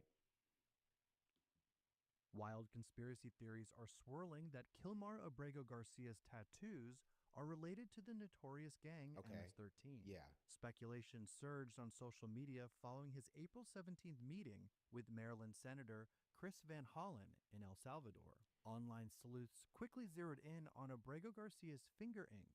They claim the marijuana leaf stands for M, the smiley face stands for S, and a cross and skull could be covering up tattoos of the numbers 1 and 3, thus spelling MS-13 across. Okay, so I want to first point out one thing about this particular piece of evidence. It might be more compelling in a vacuum, right? So this is why we can't just engage with the Abrego Garcia case like in a vacuum. We have to talk about what else has been going on, because the Trump administration has also floated that some of the other 293 people who were sent to CCOT, I don't know why I said 3, I think it's 293 people who were sent to CCOT, also had gang tattoos. And we know that a lot of those gang tattoos were things like an Autism Speaks ribbon and the Manchester United crest or whatever. So like their validity in interpreting tattoos is already questionable. Like, so there's already a strike against him. There's already one reason why you would not believe whatever they say about his tattoos, because they've shown themselves to either be incompetent about these kinds of things or actively lying about them. Across his knuckles. I'm sorry, it was Real Madrid, not Manchester United. Like, yeah, who would have a Manchester United tattoo? Come on, let's show our body some respect. 13 tattoo would be mandatory. MS could be covering up tattoos of the numbers 1 and 3. So I also want to say, none of this stuff matters either. 3, thus spelling MS-13 across his knuckles. While a 13 tattoo would be mandatory for a gang member, an ICE source told the Post they'd never heard of these specific resemblances. In other words, so that's my thing, right? So let's say this is what's on his knuckles, right? I saw the photo that they're referring to. They showed the photo. This could be on Abrego Garcia's knuckles. We can engage with it from that standpoint, especially since we've already established that doesn't really matter if he is an MS-13. He's still entitled to due process. That is just part of, like I said, the dehumanization of criminals that oftentimes allows our own rights to be eroded as well, right? Our rights are being eroded from all of these different angles. But we can engage with this, right? We can interpret this, right? So they're saying that the marijuana leaf stands for an M, the smiley face stands for an S, the cross is either meant to be a 1 or is meant to cover up a 1 tattoo. Okay, maybe. And the 3 is symbolized by the skull, or it is meant to cover up a 3 tattoo. So just from that standpoint, I don't see how this particular skull could cover up a 3. Like, perhaps if the eye, like the little eye hole here, you can't see my cursor, but I'm like circling around the right hand eye hole, my right, not the skull's right. Like, if it went to the edge fully, I could maybe see how that would cover up a 3. I don't necessarily think that it could. I've watched a lot of Ink Master, so I feel like I can tell when something's a cover up or not. Maybe the cross could be a cover up depending on how, like, the typography of that 1. Can't say I know. The skull doesn't look like it could be a cover up. So we would have to be engaging with this like it's meant to represent a 3. I'm not familiar with every type of gang symbology. The only way this could really represent a 3 to me would be if it were counting the black holes, like the eye and nose, as 3, or if, I speak Spanish, but I'm not like familiar with every kind of like Spanish slang. If the Spanish slang for skull was 3 or something, like tres or something, that's the only way that could be the case. But to make this argument forget, even though I was able to maybe rationalize it, like if I really, really tried, for this argument to have any merit, you'd have to show me another MS-13 person with this exact tattoo, or some vague or tattoo with some vague resemblance to this.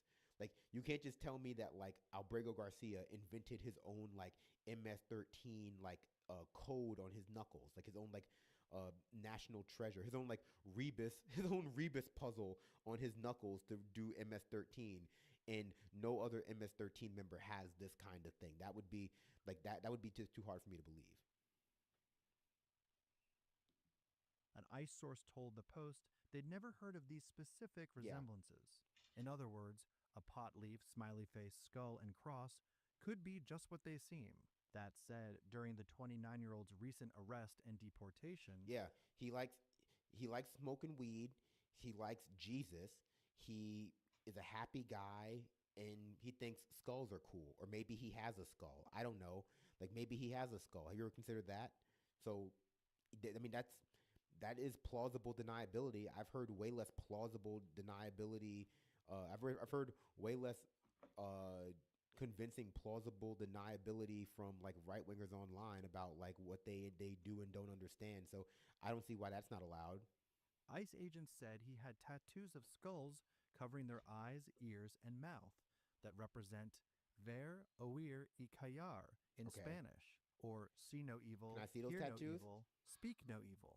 They say he also had a tattoo of a devil on his left leg, Can I see that which tattoo? only higher-ranking MS-13 gang members are allowed to get with horns. Oh, The police okay. report also claimed Abrego Garcia's Chicago Bulls hat signified someone who is a member of MS-13 and in good standing. Okay. El Salvador President Nayib Bukele said that he has no intention of returning Abrego Garcia to the U.S. Abrego Garcia's lawyers, meanwhile, have denied the Justice Department's allegation that he is a member of the criminal gang MS-13. So sorry, I would need to see those other tattoos, because it seems like the other tattoos they showed that MS-13 members all have like MS-13 on them, or they're covering their entire bodies and faces, like, you know, like Japanese Yakuza tattoos or something. Like, you know, I would just need to see those other tattoos, but all irrelevant to the question of whether or not Trump violated the order here.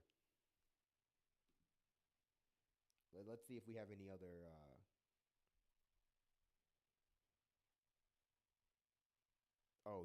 Timcast. Oh God, I can't imagine.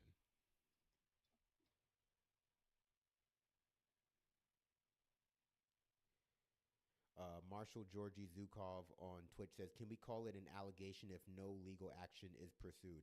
Well, they're alleging it. Like, they're trying to convict him in the court of public opinion, because the court opinion has been clear about what they want, or at least they've been relatively clear about what they want. And now it's up to the government to decide whether or not it wants to explicitly violate the court's order, or try to craft public opinion in such a way that allows for the court to pretend as though they intended for the order to only be attempted to be followed through with in the first place.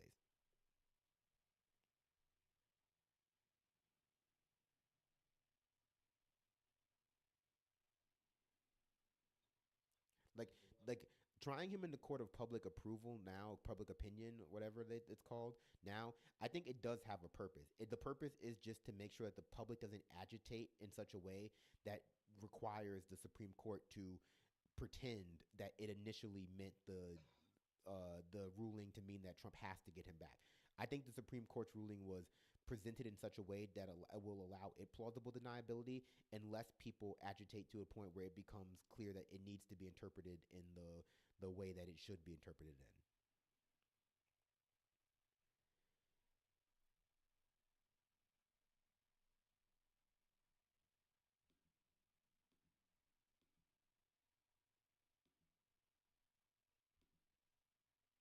Oh yeah, I think we are gonna watch this video about with Tom Homan on CNN. Yeah, let's watch it.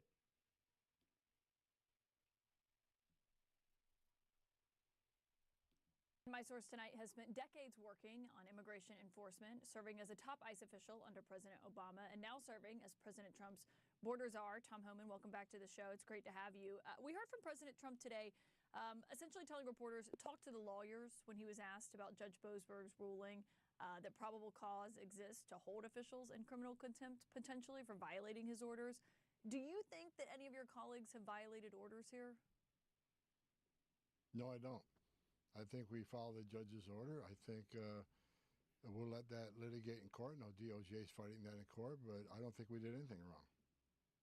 And so you're not worried about any of the conversations when it came to Judge Boasberg saying, turn the deportation flights around, and yet they continued to make their way to El Salvador?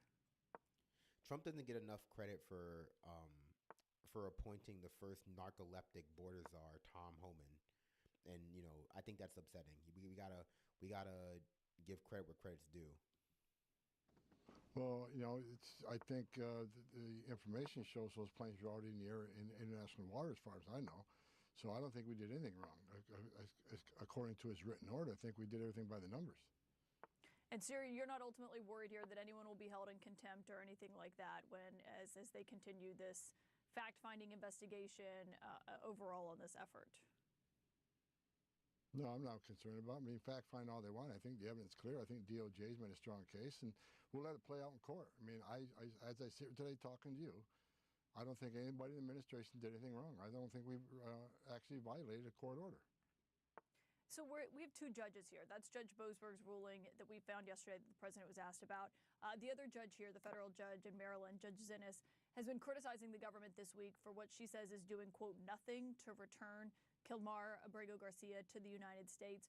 Are you personally aware of any steps that have been taken to facilitate his return to the United States? Look, I think he's a citizen of El Salvador. He's in El Salvador. He's home. He's an illegal alien with a final order of removal. He's a MS-13 member, which is now classified as a terrorist. So we removed an illegal alien, MS-13 member, who has a final order of removal issued by an immigration judge to his homeland. So should I read that as to say nothing has been done to bring him back to the United States? That's what it sounds like. I can't speak. Because none of that stuff matters because you're in violation of a court order. That's the kind of thing that is meant to sell it to the public, but that is not what the court order says. The court is not asking you whether he's an MS-13 member.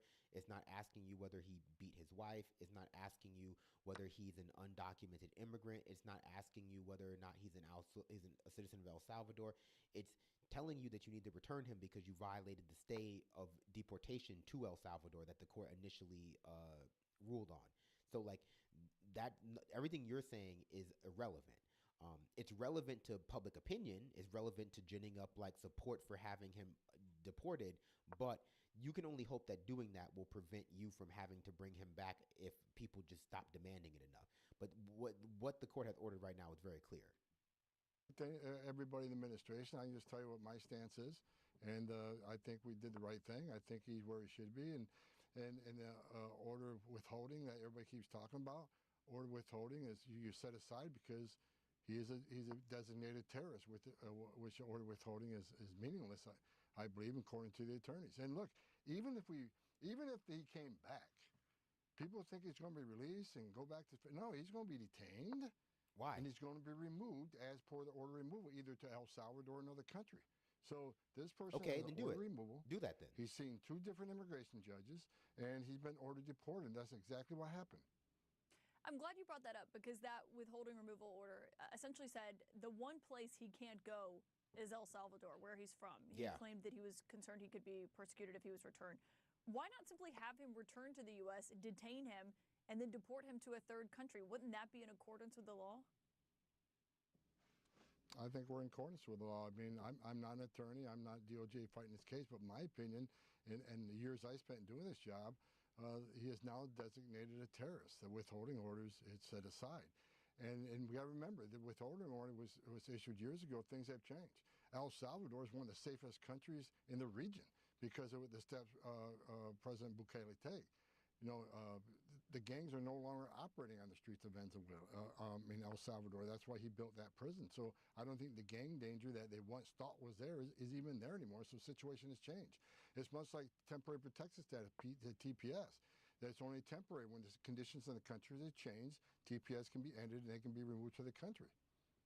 But why not make that argument in court? If you think that you can make the argument that he is fine to go back to El Salvador, Why not just make that argument and try to terminate that order that said that the one place he couldn't go to was the one place that he was sent to?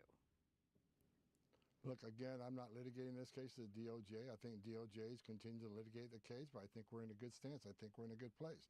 Again, I'm not an attorney. I can just speak to my experience as a guy who enforces immigration law, but I think that DOJ has a strong case, and I think we're standing by what we did was the correct thing to do.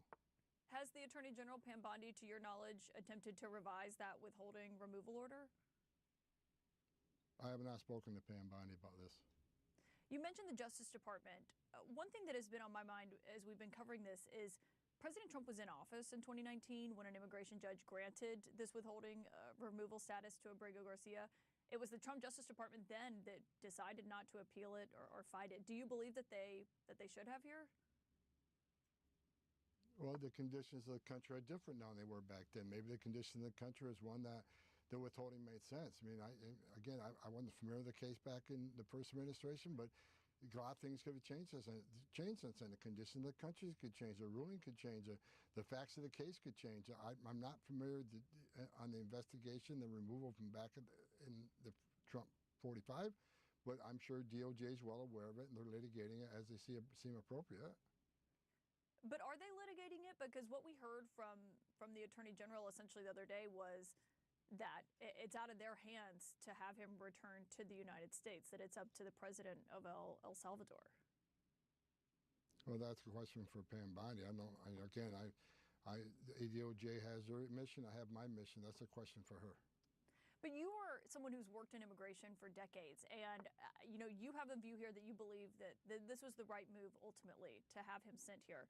But wouldn't the proper stance here essentially be to contest this in court, to try to terminate that order and then have him sent, and then you wouldn't be in the middle of this massive legal fight that is playing out over where the... Well, no, because the Trump administration wants to establish that it can deport whoever it wants at whatever time it wants without having to go to court, because that's a key to how it wants to eventually engage with the American population. It wants to be able to disappear them, put them in jail, either at home or abroad, and just accuse them of crimes post hoc as a justification for like never letting them out or looking into it. And so if they can get it done with Abrego Garcia and the other Venezuelans, and they can get it done with Mahmoud Khalil and Ramesa Ozturk and all these other people, then eventually it can get done with like American citizens. And so like having to go to the court or even respect the court's opinion is just not like, what's the point? Because a lot of these cases would not be adjudicated this way. Administration's right is here, and whether or not they violated a court order.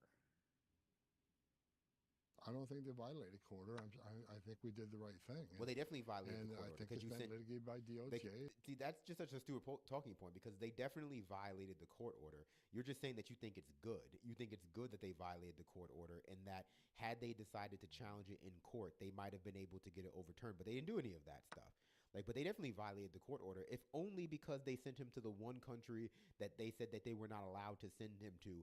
And they sent him there primarily because we have a relationship with the clout chaser in chief of that country, Nayib Bukele. It seems as though it was a mistake. It was incredible incompetence, but they definitely violated the court order. And I'll let them fight that out in court or not fight out in court, but I think we did the right thing. As far as what we should do next in judicial process or litigation, I'll leave it up to DOJ. That's their job. But of course, you are someone who is at the center of the immigration fight and deporting people who are here illegally. This one individual. How is that the center of the immigration fight and all these? It's just, Caitlin, no one asks these questions about the proper vetting of the millions of people the Biden administration pushed across the border, at least in this country, illegally. No one's concerned about the vetting then. All of a sudden now everybody wants to be concerned about the vetting of people that even be deported. I mean, it seems like a one-side show, but I stand by the fact that I think things were done right with his case. He's an MS-13 gang member. He has a final order of removal. He is a designated terrorist, and he's back in El Salvador, his homeland. And anything beyond that will, If he were an MS-13 gang member, you'd be able to show that definitively, not involve yourself with conspiracy theory level tattoo analysis. we'll let the courts settle on it. You say everything was done right here. And I heard Stephen Miller in the Oval Office on Monday also arguing that he was lawfully deported. But this administration has admitted in court that he was mistakenly deported, that he should not have been deported. Look, they say there's administrative error, but if you look at the case, if I look at the case as a non-attorney, just an enforcement officer, I think things were done right. Again, they're talking about, well, it might have been a paper error about the withholding. But if we look at the case, then he's designated terrorist. I think that withholding has been set aside. This is like that is my triggering opinion. me. But The way he again, speaks we'll is let triggering DOJ me. This fight is how it I'm out. afraid I sound when I speak. Well, I mean, the Solicitor General, who was third in the chain of command at the DOJ, has said that this was an error. Then I'll let them deal with it. I'm giving you my opinion. I said I'm not going to get in the middle of what DOJ is arguing in court. I'm telling you, from my stance, what we've done, I believe, is correct, and that's why DOJ is standing by the fact that what we did was right. The thing about Tom Homan is that he talks like a Dick Tracy villain named Mumbles, but like I oftentimes also feel like he reminds me of like if you turned an animal into a person, but I can't really think of like what kind of animal, like a rhino, like a rhino or like a hippo. That's the way like they would talk. You know what I mean? Does that seem like weird to you? It definitely seems weird to you, but you know what I mean. I've seen some people look at this and say they're worried that the stance of this administration when it comes to this is that if someone is deported by accident, that they have no responsibility for them of a foreign government. What would you say to that? Well, they're in the custody of El Salvador. He's an El Salvadoran national. He was born in El Salvador. El Salvador has him in custody, and El Salvador decide what happened to him. I mean, again, the El Salvadoran president made it clear he's not going to release him. So again, I'm going to go back to DOJ. They can fight this out in the courts. As I'm not a part of that. I'm not an attorney. I'm not a prosecutor. So we'll let the courts, decide what the next steps will be. Even though it was a U.S. immigration judge who said the one place he can't go is El Salvador. I mean, he could have been deported literally anywhere else. Again, we can keep going back and back, but again, that was years ago. Country conditions were different. That gang no longer exists in El Salvador. But he has been designated a terrorist. But you didn't decide that and then send him there. You've said it was a mistake. So this is by definition a post hoc justification for it, or like a after the fact rationalization for it. It's not like you guys sat around and said like, oh, the conditions in that country have changed, and that's why we're going to, retry him or bring it in front of a judge that he can be sent back there now. You probably didn't even sit around a table and say conditions have changed, so we personally have no problem with sending him there, so we will just do it. You're just looking for excuses for why it doesn't matter that you violated this order, and they're just very obviously excuses. Time. 2 different federal judges said he's an MS-13 member. A police department said he's an MS-13 member. ICE status shows he's an MS-13 member. El Salvador says he's an MS-13 member. As you know, MS-13 has been designated terrorist. The case has the facts of the case have changed since that first decision. So again, I'll leave it up to the DOJ to argue that case in court. But a bunch of law enforcement agencies alleging something is not a fact it just really isn't. It's not evidence of that thing being true. Like, they can allege stuff all they want, like especially ICE, like, because we know that a lot of things that they allege are based on faulty information. I think, what was it, the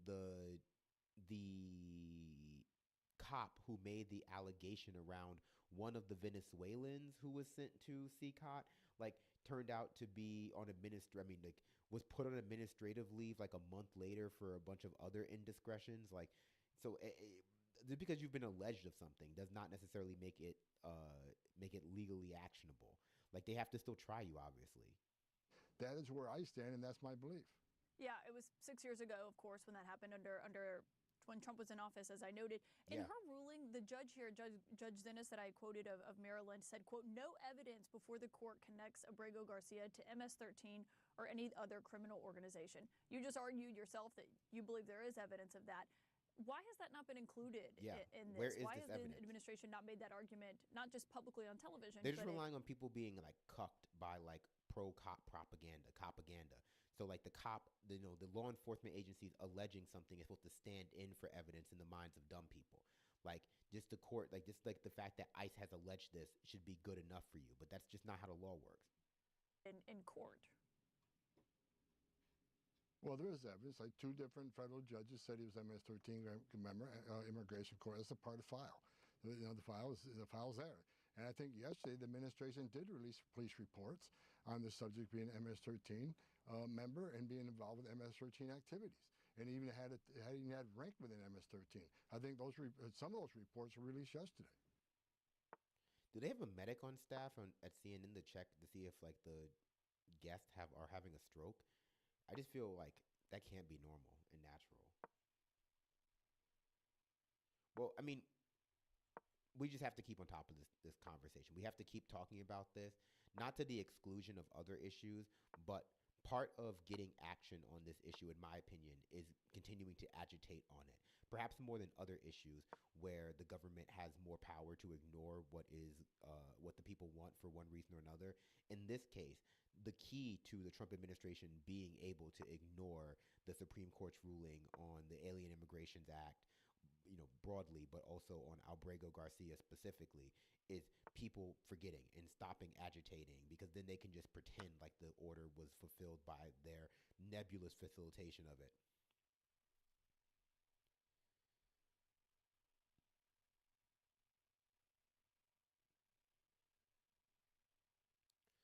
Scarab's Feast on Twitch says state's narrative gets reproduced by mass media, manufacturing consent, etc. Exactly.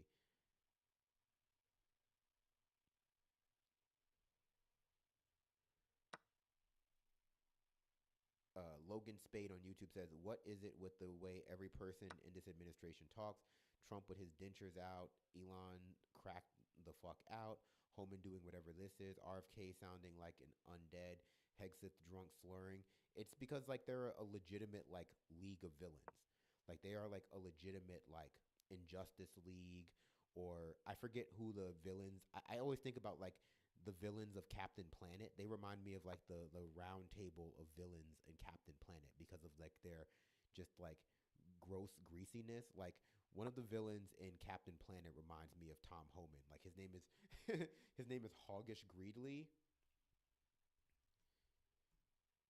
Like it's this guy. This is what like Tom Homan looks like. This is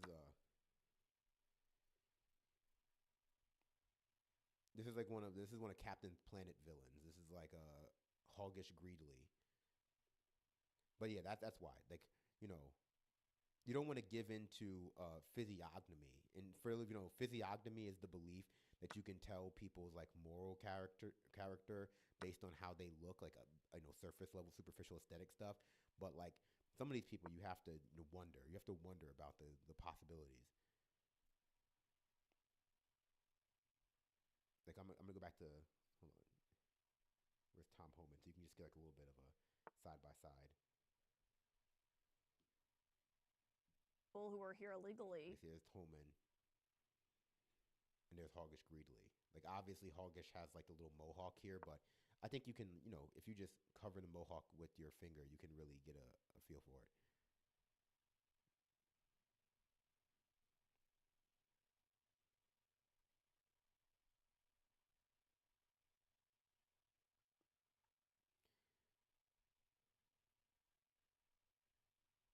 But yeah, I mean, a lot of it is also because if you have any other redeemable qualities, being associated with Trump can get you, can make it harder for you to get opportunities. All right. So, I mean, that's everything serious I wanted to cover for today. Obviously, we could watch more stuff about any of those things we covered. We could watch more stuff about Pete Hegseth's leaks. We could watch more stuff about, uh, the Pope. We could watch more stuff about anything. But I'm still coming down from Easter. Maybe we'll do something fun. Like maybe we'll do something fun for the last 30 minutes. What's fun? What do you guys like? What do you guys want to do?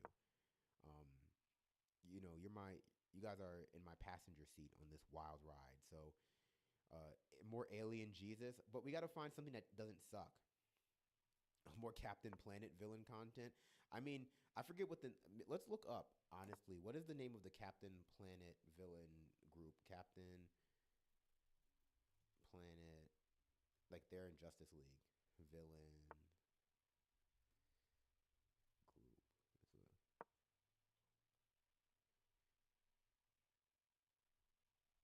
if they have like a whole. Okay, yeah, here we go. Like because sometimes the villain form Captain Pollution, but I don't know if they have like a group name. Eh, and well, it's been a long time since I watched Captain Planet.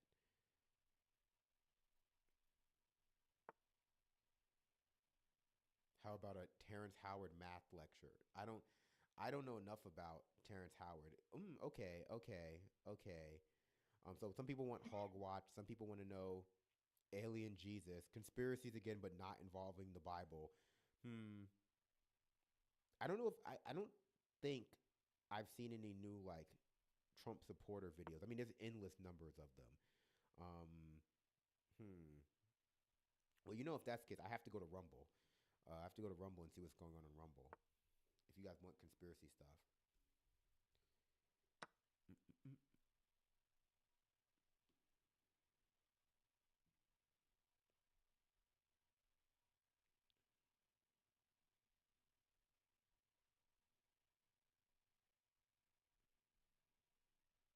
Pope conspiracy prophecies. Oh my God, is it time to finally dig into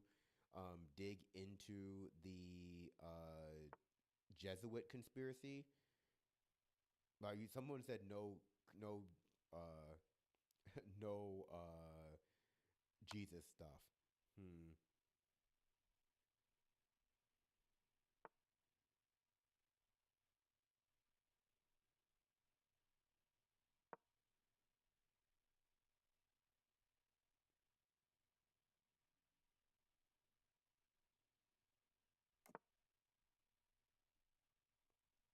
Hmm.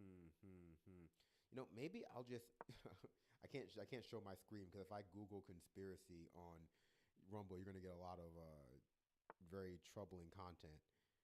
But let's just see what's going on. Let's just see what we can find. What are they talking about in the streets? Um,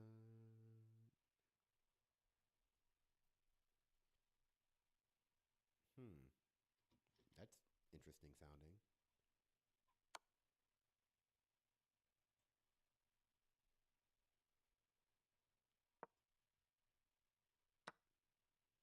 The light bulb conspiracy? I'm not aware. Ooh, okay, but you guys said no Bible stuff. Um, no, I'll put this on the screen. It probably won't be too bad. You guys can handle it. So I'm just looking. I searched for conspiracy documentary on Rumble, and we'll pick something out together. Um,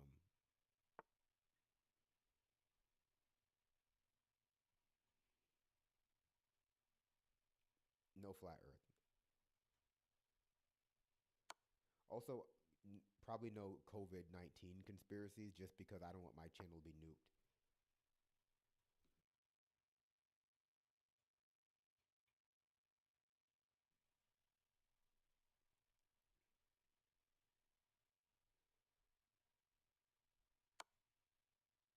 Huh? Convex Earth.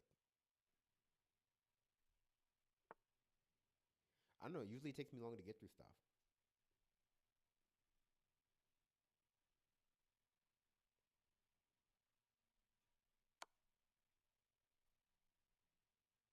There are a lot of flat Earth ones. They're really tempting me.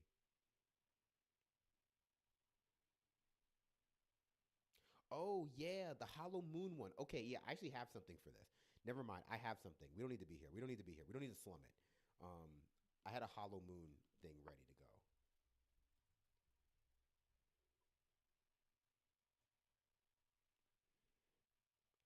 uh, Neo TNT on YouTube says, "How will the current administration affect upcoming international sporting events this summer in the United States?"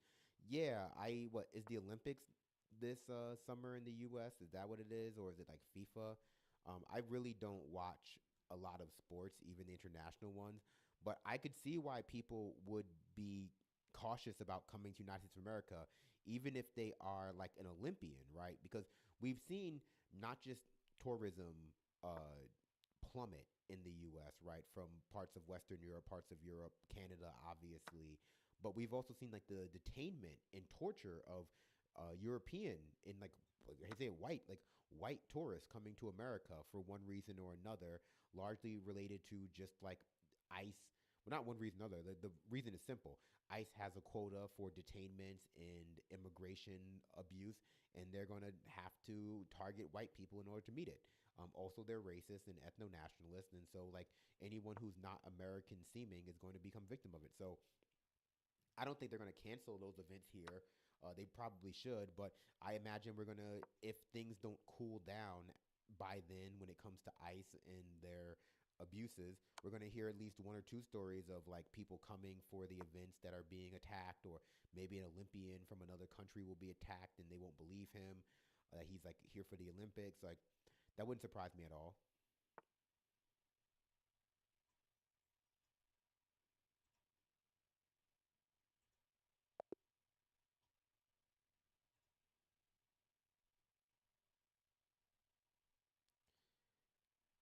Our moon is the largest moon in the solar system and the only one that's fully round. Okay, well, we're going to find out about that. Okay, folks. A lot of things are hollow, like my skull.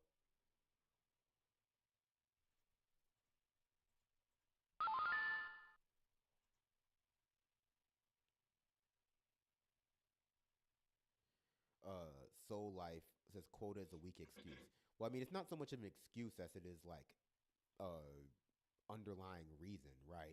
Like they love harassing people. They love harassing undocumented immigrants. They love harassing brown people, but they also now have to like they're not just doing it for fun. They're now being forced to harass undocumented people and brown people and account for how many people they're deporting at a rate that is probably untenable, right? Because we know that under Joe Biden and like under Barack Obama, ICE was deporting as many people as fast as possible. And so the idea that Trump's ICE was going to be doing mass deportations without a vast expansion of the law enforcement agencies and military agencies involved in that deportation process was a fantasy. It was a fantasy based on the same kind of stuff that JD Vance is still selling, that like the Biden administration let in 20 million illegal immigrants a year, 20 million illegal immigrants over 4 years, 30 million illegal immigrants every minute. Like that just wasn't happening. And so their ability to deport as many people as the Trump administration promised or wants them to deport is hampered by like the reality of how many undocumented Latin Americans are in the United States of America. And so instead of doing that, instead of being able to deport 20 million documented immigrants from Latin America a day or whatever the Trump administration promised, they just have to wait at the airport or wait at the Canadian border or wait at like hostels and like hope that they capture somebody who just seems like they shouldn't be here for one reason or another.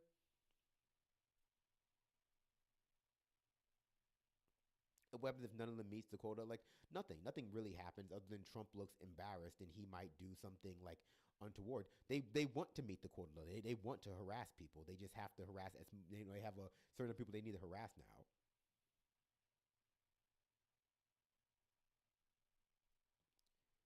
All right. Time for some Hollow Moon. Buckle up, because today on the mysterious... Okay, folks, buckle up, because today on the Mysterious Archive, we delve into a really weird one, the Hollow Moon. Yes, hollow. Now, this is one of my favourites, so get ready for a wild ride. What if I told you the moon, yes, our moon, isn't a lifeless rock floating through space, but a hollow shell, a machine, maybe even a surveillance device? Now, I get it. That sounds like the plot of a bad sci-fi movie. But well, not Logan's here's the thing. Some of the weirdest, most persistent anomalies about the moon, they are not science fiction. They are recorded by NASA. Why does the moon ring like a bell when struck? Why do ancient civilizations talk about a time before the moon? And why, despite all our tech, have we never gone back? Well, buckle up, because what you're about to hear might just change how you see the night sky forever. Okay, I know what you're thinking. Here we go, another guy claiming the moon is a Death Star. But hang tight, we're not talking about lizard people or tinfoil hats here. We're talking about legit anomalies, some even backed by NASA data. We're not talking about silly things like lizard people or hollow Earth theory. We're talking about the moon being hollow. It's like if Neil Armstrong had come back and said, yeah, it was great, except for the part where the moon rang like a church bell and then it whispered my name. No, seriously. Now, this theory's got layers, and once we start peeling them back, things get really weird. So let's dive in. The official story, what science says about the moon. All right, let's start with the basics. The version they teach in schools. This guy loves According to mainstream AI science, the moon formed about 4.5 billion years ago after a Mars-sized planet slammed into Earth. The debris from that impact eventually coalesced into the moon. Today, the moon is tidally locked, meaning we always see the same face, and it's considered geologically inactive. It's made mostly of rock and dust, and its density is low compared to the Earth's. Seismometers placed by Apollo missions suggest it has a solid crust, a possible mantle, and a small core. NASA, JAXA, and the ESA all agree. The moon is a natural satellite, orbiting Earth in a completely stable way. Nothing to see here, right? Well, maybe not. Because the more we study the moon, the more precise our instruments become. Is that Tom Holland? That was like Tom Holland, right? The more data starts to whisper something's off. So far, nothing too crazy, right? Big rock hits Earth, moon forms, astronauts play golf, end of story. But we know better. We know better. We know that that's the official narrative. But what's actually going on? Science likes things that make sense, and the moon, it doesn't. Its orbit is too perfect, its mass is too low. Okay. And the whole we only ever see one side thing, that's kind of creepy if you really think about it. It's like the moon's showing us its good side on purpose. If this were a Tinder profile, it would be a red flag. Lunar Anomalies 101. I guess, but I mean, if it were a Tinder profile, if the moon was like a Tinder profile, like would that be like a girl or guy is only showing you like one half of their face? Like if I sat like this, or would it be like if all their photos were from behind, like you only saw like the back of their head? Like I'm just thinking about like what he's trying to say there, like because the alternative would be they're only showing you like their face, like the moon is only, I mean, the person's photos only show you their face, and so like why would you want to see a bunch of photos from the back of their head, right? But it's too perfect.